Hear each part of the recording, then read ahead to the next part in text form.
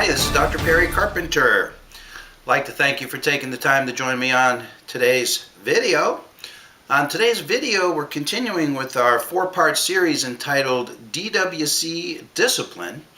And today is part 4. This will be our last in our series of discussions about recent discipline that the Division of Workers' Compensation is imposing upon QME doctors.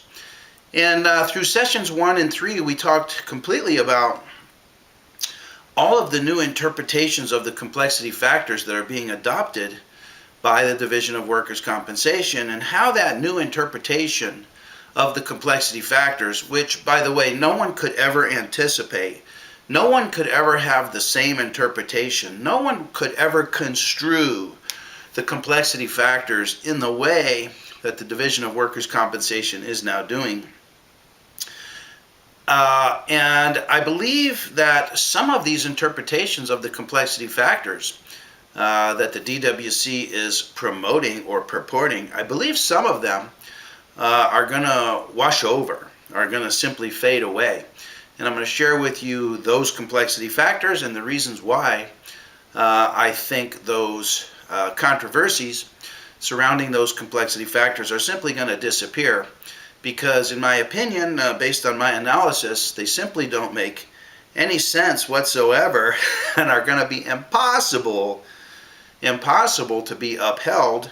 But again, I have to provide one caveat, and that is sometimes common sense has no play in the world of legality and legal matters. As I said, I'm not an attorney, simply a humble QME. And even though it seems to me that some of the interpretations of the complexity factors that the DWC is promoting, they may persist forever, but it seems to me there's some loopholes in the DWC's interpretation, and for that reason, I think the DWC's interpretation will simply blow over, and I'll share with you my feelings on that. Now, so far in this discussion, it's pretty much been a discussion of bad news and more bad news. And the bad news is that the DWC's new interpretation of the complexity factors has one intention, and one intention only, in my opinion. The net effect of this new interpretation of the complexity factors is what? Let me ask you, what would be the intent of it?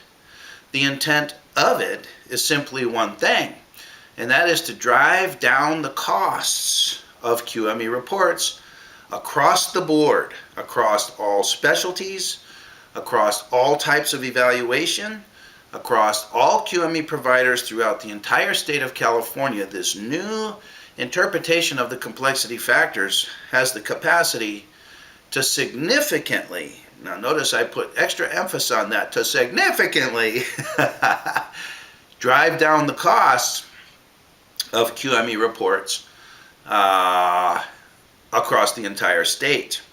Now, what is the impact that this is going to have on you as the qualified medical evaluator? It's going to make your evaluations certainly less profitable. It may make your evaluations prohibitive. It may make them prohibitive.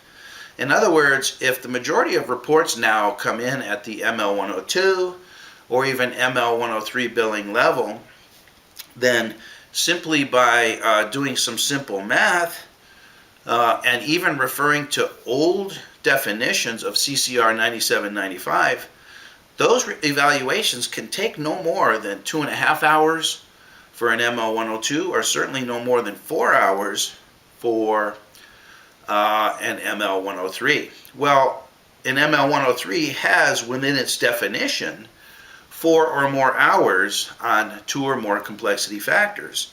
So an ML103 by default and by definition is already an unprofitable report billing level, because there's no way that the doctor can get out of the evaluation and out of the report less than 4 hours, because 4 hours is in the definition of an ML103 with 2 or more hours of review of records or 2 or more hours of face-to-face. That's 4 hours. Well, at $250 per hour, that would be $1,000. But unfortunately, the ML 103 bills out at $937.50. So how much time can you afford to spend on ordering the diagnostic studies? How much time can you afford to spend writing your report? How much time can you afford to spend reviewing symptom questionnaires? How much time can you spend on all of the activities that are necessary for a complete evaluation in the current environment under the AMA guides and with all the requirements of substantial medical evidence? I don't see how it can be done. So the net effect of this new interpretation by the Division of Workers' Compensation is to drive down or eliminate any profit whatsoever that there is in the business of evaluating injured workers. So you're going to have to decide for yourself whether or not there's any business efficacy in evaluating injured workers or not. And you know, I get calls every day from doctors who are hoping to get their QME because they see it as a source of potential business income. And I'm reminded of two doctors who called me. One doctor called me approximately 6 or 8 weeks ago and said, should I get my QME credential? And I told the doctor, sure, you should. Go ahead. Get your QME credential. Over time, you'll see injured workers and you'll make money. Well, another doctor called me about 2 to 3 weeks ago and said, should I get my QME credential? And I told him, no, I don't recommend that you do get your QME credential. There's no money in it. The stakes are way too high. The blade of the guillotine is constantly over our head with the DWC looking for any infraction to pull the trigger on that guillotine blade and discipline QME doctors, as they've done to as many as 400 QME doctors in the last couple of renewal cycles. So you might be wondering to yourself, well, God, is there any good news? Is there any good news to this whole business about the DWC's new interpretation of the complexity factors? And I'm going to try and provide a couple of ideas that could be construed as good news, and I'll try my best to put a positive spin on what I see as a couple of windows of opportunity that we have available to us under the new interpretation of the complexity factors. So I want to talk first about a couple things. The DWC is making a big issue about causation as a complexity factor. So let's talk very briefly about causation as a complexity factor. Now, the Division of Workers' Compensation's new position is that causation as a complexity factor can only apply as a complexity factor when causation is in dispute. When causation is in dispute. Now, this applies basically to the denied claim, and this applies to the delayed claim, where the claims administrator needs a medical determination from us to determine whether or not to begin paying benefits on this claim. The position of the Division of Workers' Compensation is that once the claim has been accepted by the claims administrator, then medical causation is no longer in dispute, and the QME can discuss medical causation till the cows come home, even with written requests from the parties, with the parties providing written requesting a thorough discussion of causation. The QME can discuss causation till the cows come home, but can expect to not be reimbursed for causation as a complexity factor unless medical causation is in dispute. So, what are the circumstances when medical causation is in dispute? Well, this has to do with going back to the discussions of AOE and COE. As you know, when QME panels are issued, the parties fill out a panel request form. Now, for represented workers, the form is QME Form 106, And for represented, it's Form 106. For unrepresented injured workers, the form is QME Form 105. Now, because unrepresented employees don't know anything about workers' compensation, the language on their form is a little bit oriented more towards the lay person. And there's a box for them, there's a series of boxes for the unrepresented employee to read and to check to indicate to the parties what is the reason that they're requesting a QME panel. And one of the boxes says to determine if the injury is work-related. And it says that in this case, they must attach the claims administrator's notice that the claim was denied or attach a copy of the claims administrator's request for an evaluation. So when this box is checked, it triggers the parties, it triggers the DWC to know that the request for a QME panel is being requested under Labor Code 4060. 4060. 4060 is the compensability exam. Now, we receive our QME panels under 3 labor codes, 4060, 4061, and 4062. It's 4060, the compensability exam, that is the examination that's done in disputed cases. Cases where AOE, COE is under dispute. And it's the position of the Division of Workers' Compensation that that type of examination, the Labor Code 4060 examination, is the only examination wherein medical causation is in dispute, and therefore is the only examination under which the qualified medical evaluator can invoke causation as a complexity factor. Now, similarly for represented injured workers, they also fill out a form to request a panel of QME providers. And in their case, the boxes are a little bit different and the language is a little bit different. It simply has a box, a check box, next to the word Labor Code 4060 compensability exam. And then there's a box to check for the Labor Code 4061 permanent disability dispute. And then there's a box for the Labor Code 4062 non-medical treatment dispute issues, non-medical treatment dispute issues. So all other issues not related to compensability and not related to permanent disability. So we're talking about the Labor Code 4060 evaluations.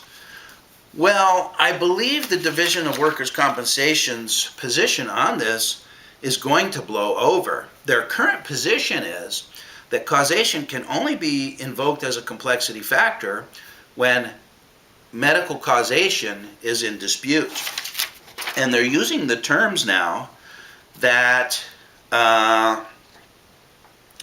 in order for causation to apply as a complexity factor, number one, there must be a contested claim putting causation at issue. Number two, there must be a denied claim.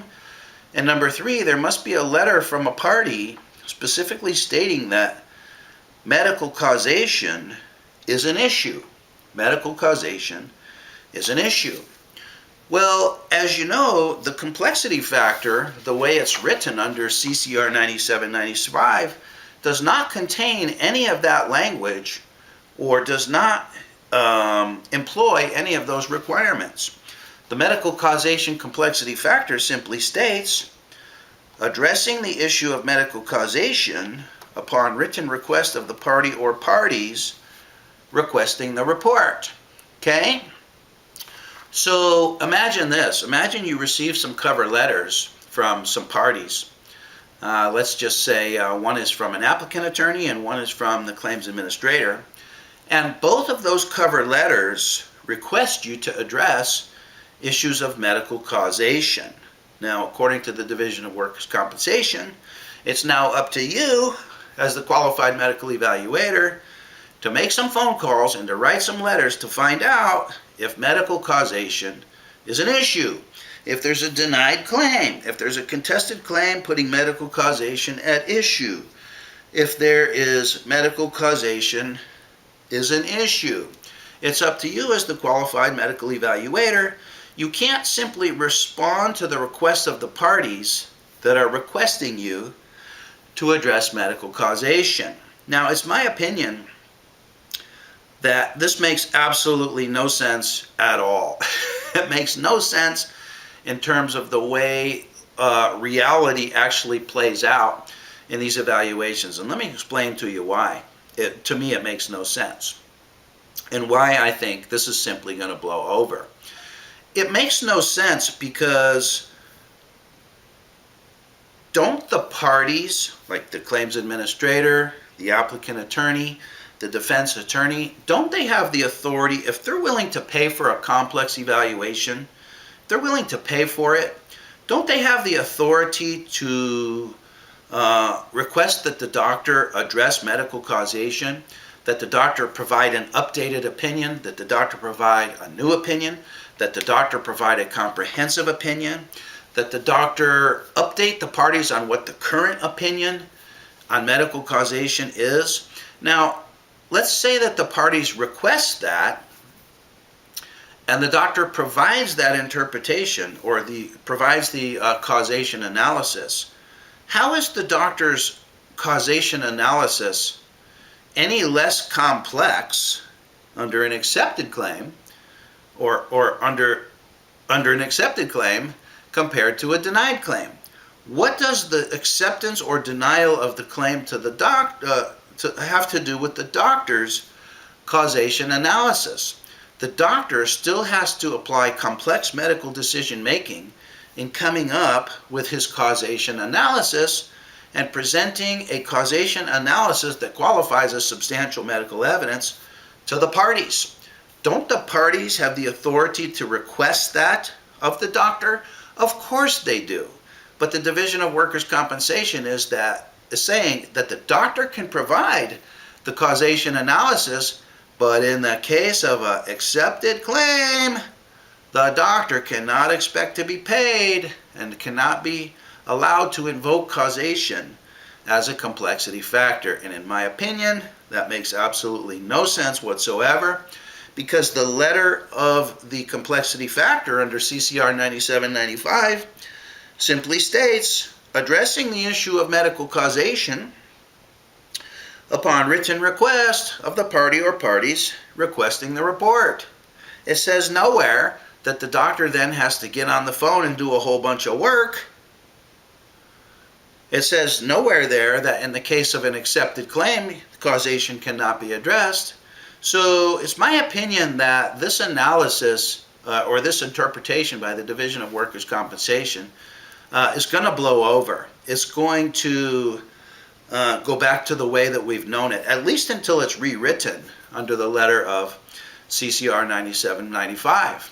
Now, if that's the case, if the Division of Workers' Compensation's interpretation of this complexity factor seems to be somewhat contrived, seems to be somewhat fabricated, the question becomes why? Why? What's behind this push to clamp down and to trickle down industrial causation? Well, it's my opinion, based on a review of the recent lawsuit that was filed in Los Angeles, and based upon the reports of 3 doctors that are named in the lawsuit, it's my opinion, and I'm not implicating in any way the 3 doctors, but it's my opinion that many doctors are misusing causation as a complexity factor. They're actually doing a poor job addressing causation. They're actually doing a poor job documenting and demonstrating that they have a written request from the parties. Doctors are simply invoking causation in order to elevate and escalate the complexity of their report, and the Division of Workers' Compensation is dead set against that. It's my opinion that probably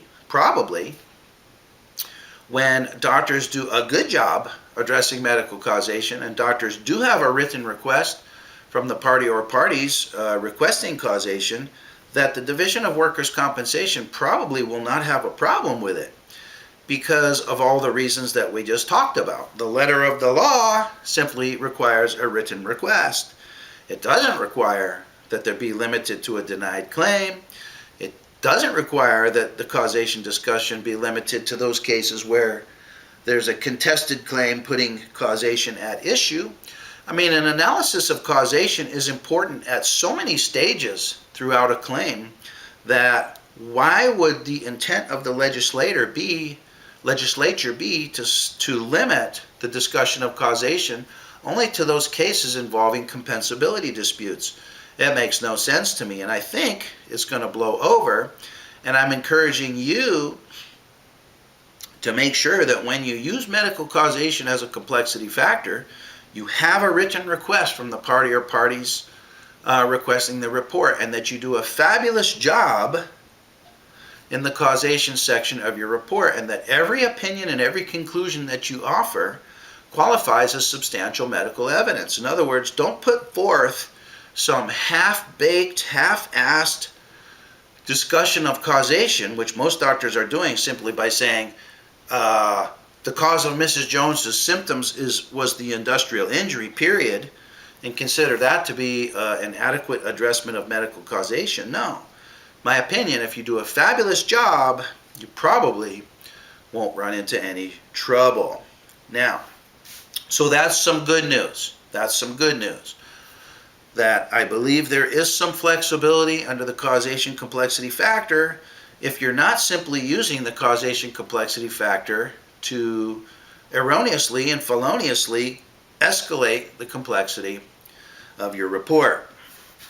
Now, similarly, with the ML104 billing level and the complexity factors under the ML104 billing level, it's my opinion that the DWC's current interpretation of the ML104 is not going to be upheld.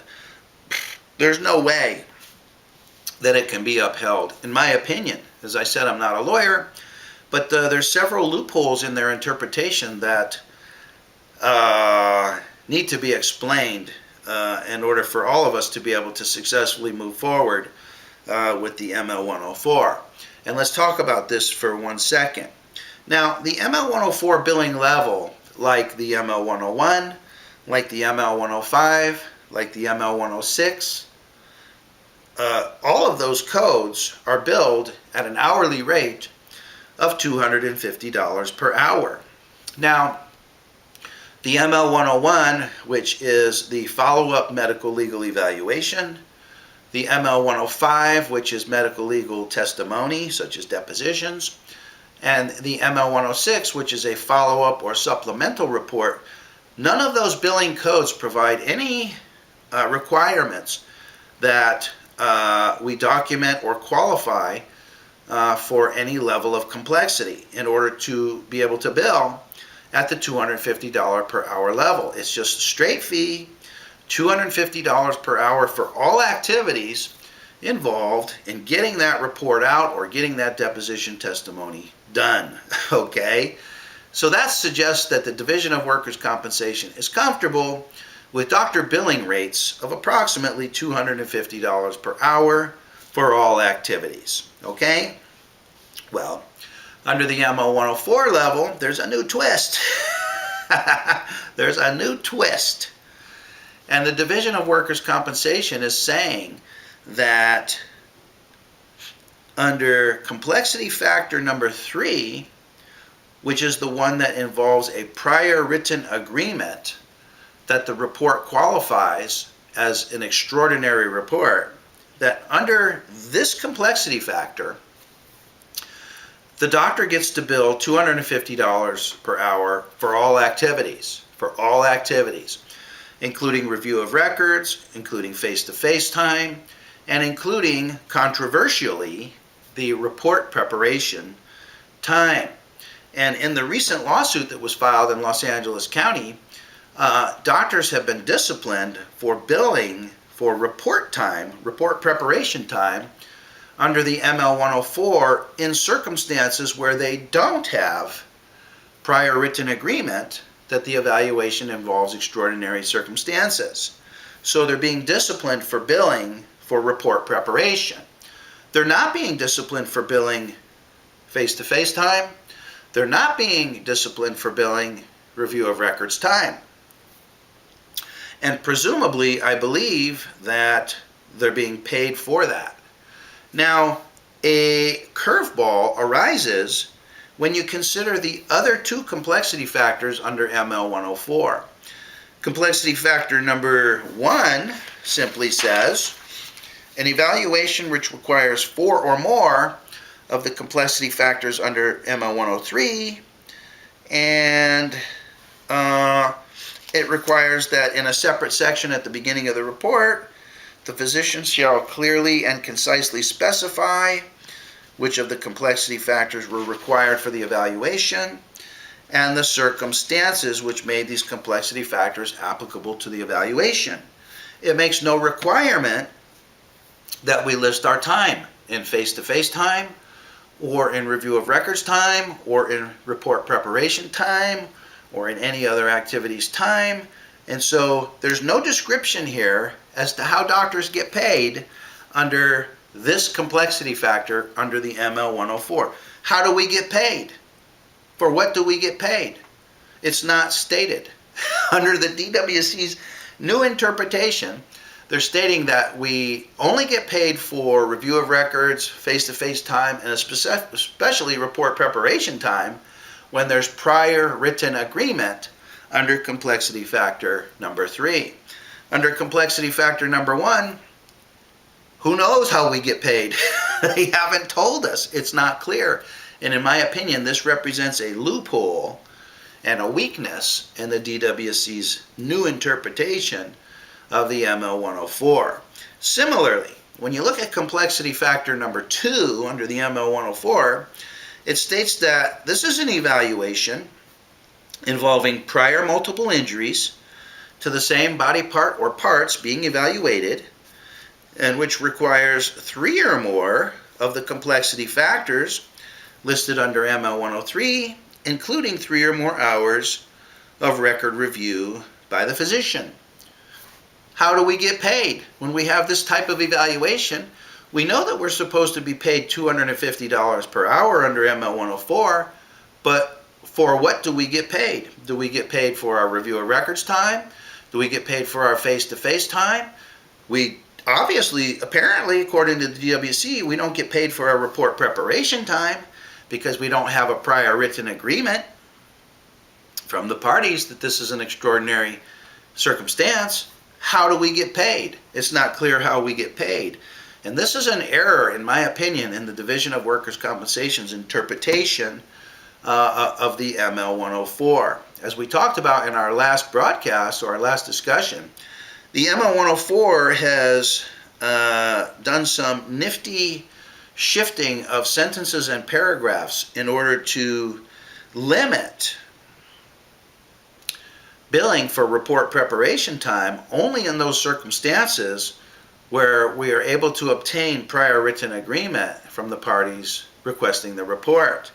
And I believe that's going to blow over because it's clear, if you look at the legislative history of the CCR 9795, these sentences in these paragraphs used to be separate. And the requirement that the doctor provide his time under review of records, face-to-face, preparing the report, and all other activities applied to all circumstances under the ML 104, not just complexity factor number 3, wherein the doctor is able to obtain prior written agreement. So I believe that this is going to blow over.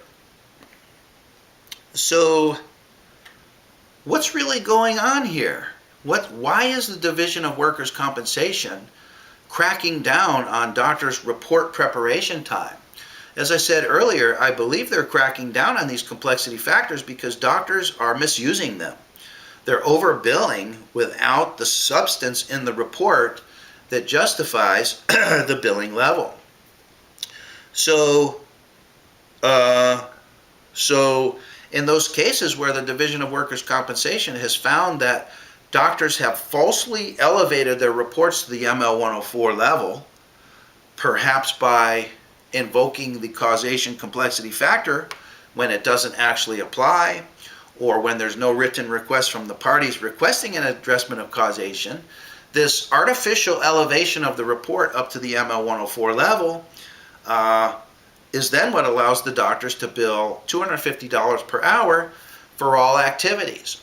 And it's these circumstances where the Division of Workers' Compensation is saying, no, you only get paid for your report preparation time when complexity factor number 3 under the ML104 applies. And that's the complexity factor that requires prior written agreement from the parties that the case involves extraordinary circumstances related to the medical condition being evaluated. And I believe that this is going to blow over.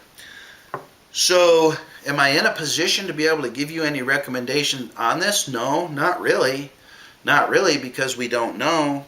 But I believe that if you have an evaluation under complexity factor number 1 or complexity factor number 2, and you meet all the criteria of those complexity factors, that you should bill it by listing all of your time involved with review of records, all of the face-to-face time spent with the injured worker, all the time preparing the report, and if applicable, any other activities. Why should you do it that way? Because there's no other instruction contained here as to how to do it. There's no other instruction. This is billed at $250 per hour, but there's no instruction to us as to for what activities we bill and we can expect to get paid the $250 per hour.